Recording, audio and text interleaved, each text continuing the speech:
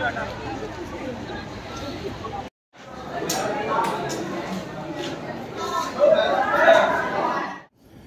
সুন্দর একটা পরিবেশে প্রাকৃতিক দুর্যোগ ছাড়াই আমরা পরীক্ষাটা অনুষ্ঠিত হলো। এই জন্য আল্লাহর কাছে, মহান আল্লাহর কাছে লাখো লাখো শুকরিয়া।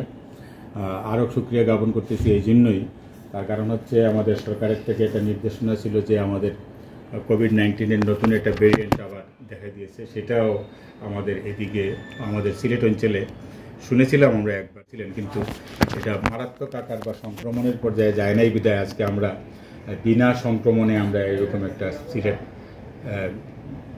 সিলেট জেলার বিয়ানীবাজার কেন্দ্রে 2টা ভেন্যুতে, আরও 2টা ভেন্যুতে সুষ্ঠু এবং সুন্দরভাবে পরীক্ষা সমাপ্ত করতে পেরেছি। এই জন্যই জ্ঞাপন করছি।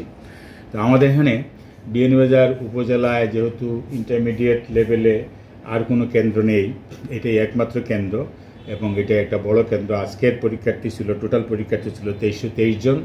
এই 2323 জনকে আমরা আমাদের ভেন্যু করতে পারি না বিদায় আমরা আরও 2টা ভেন্যু নেই। একটা হচ্ছে এইচপিজি স্কুল আর একটা হচ্ছে বালিকা উচ্চ বিদ্যালয়। ধরে 3টা ভেন্যুতে মোট উপস্থিত পরীক্ষার্থী ছিল 2330 জন। তার মধ্যে উপস্থিত ছিল 2295, অর্থাৎ অনুপস্থিতের সংখ্যা খুব একটা বেশি না, 35 জন। এই 35 জন অনুপস্থিত 3টা ভেন্যুতেই আর কি, মোট ভেন্যুতে মোট পরীক্ষার্থী অনুপস্থিত 35 জন। তো জানি না আমরা এই 35 জন অসুস্থতার কারণে অথবা বিদেশ গমনের কারণে অনুপস্থিত কিনা, সেটা আমরা জানি না। তবে অনুপস্থিতের হার খুব একটা বেশি নয়, এটা হতেই পারে। যাই হোক, তা আমরা আজকে আমি আবারও কৃতজ্ঞতা জ্ঞাপন করব, ধন্যবাদ দিব আমাদের পরীক্ষা কমিটিকে। এই পরীক্ষা কমিটি সুন্দরভাবে একটা পরীক্ষা সমাপ্ত করতে পেরেছে এবং পরীক্ষা কমিটির সাথে সংশ্লিষ্ট শুধু পরীক্ষা কমিটি নয়, যারা দায়িত্ব পালন করেন প্রত্যক্ষগণ, তারাও বিভিন্ন ভেন্যুতে সুন্দরভাবে দায়িত্ব পালন করেছেন এবং আমরা নকল হয়েছে বা এরকম কিছু হয়েছে এরকম কোনো সংবাদ আমরা পাইনি বা আমাদের এখানে কোনো এক্সপেলড হয়নি।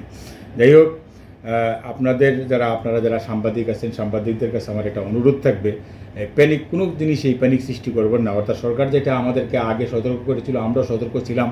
আমাদের কলেজ ক্যাম্পাসকে আমরা যতটুকু পারি আমরা পরিষ্কার পরিচ্ছন্নতা করেছি, অর্থাৎ আমাদের বাথরুমগুলা যতটুকু পারি আমরা স্বাস্থ্যসম্মত করেছি এবং সরকারও সচেতন ছিল বিধায় যে কোভিড ভ্যারিয়েন্টের যেটা প্রকোপ হওয়ার কথা ছিল, সম্ভবত আমরা আশা করব সরকারের হয়তো পদক্ষেপে এটা আর হয়নি।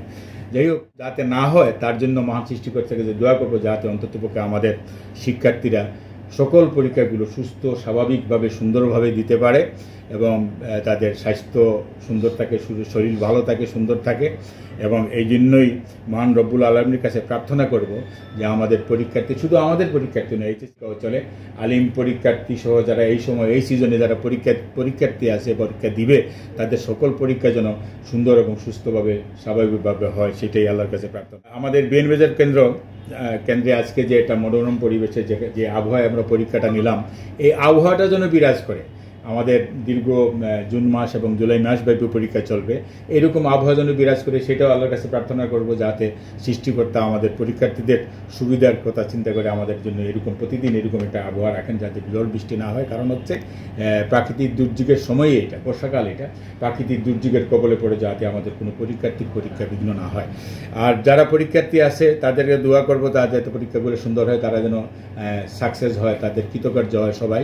এবং আমি আবারও পরীক্ষা সংশ্লিষ্ট সকলকে আপনাদের মাধ্যমে ধন্যবাদ জানাচ্ছি এবং